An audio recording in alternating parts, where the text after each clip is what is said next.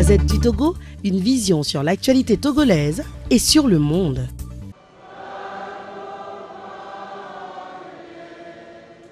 C'est un homme invalide qui le retourne dans cette église paroisse Maria Auxiliadora de Benidi qu'il a fait construire il y a presque 30 ans.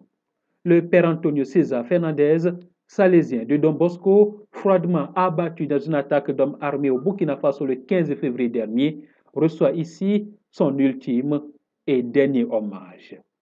Les fidèles, l'ensemble du clergé avec à sa tête les dignitaires de l'Église, sa famille biologique mais aussi des officiels venus du Burkina Faso et de l'Espagne, tous étaient là pour s'incliner devant la mémoire du Père César.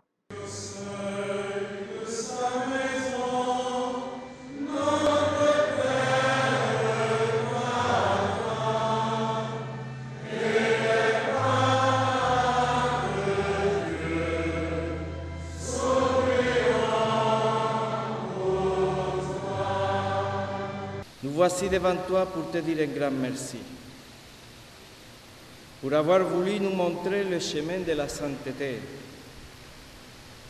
Tu l'as vécu en toute simplicité et humilité, dans le quotidien d'une vie donnée généreusement à Dieu et aux autres, dans la joie, la spontanéité et l'espérance de celui qui a mis toute sa confiance dans le Seigneur. César Fernandez est l'un des premiers prêtres espagnols salésiens à fouler le sol togolais en 1982. Pour beaucoup, il a pleinement vécu son sacerdoce, suscité des vocations et a marqué des cœurs. Le Père César, pour moi, est un homme extraordinaire. Je peux tranquillement dire que c'est un prêtre pas comme les autres. Aujourd'hui, je peux dire qu'il laisse deux choses à la communauté. Il laisse à la fois un vide, mais aussi une joie. Un vide parce que le Père César, ce n'est pas un homme qui se remplace. On peut succéder au Père César, mais on ne peut pas remplacer le Père César.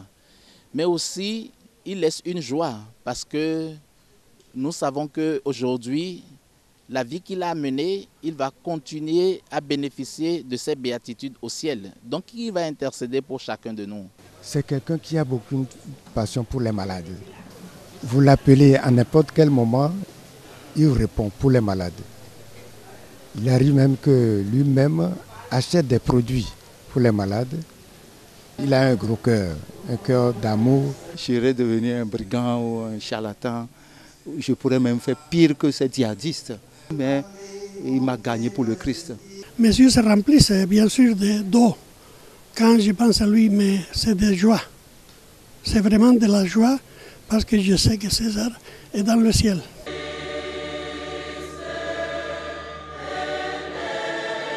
À 73 ans, ce soldat du Christ a achevé son combat, arme à la main, et va être inhumé en Espagne, sur sa terre natale. Son sang versé suite à sa tragique mort reste, selon les fidèles, une semence qui devra germer et fleurir pour la paix en Afrique et dans le monde.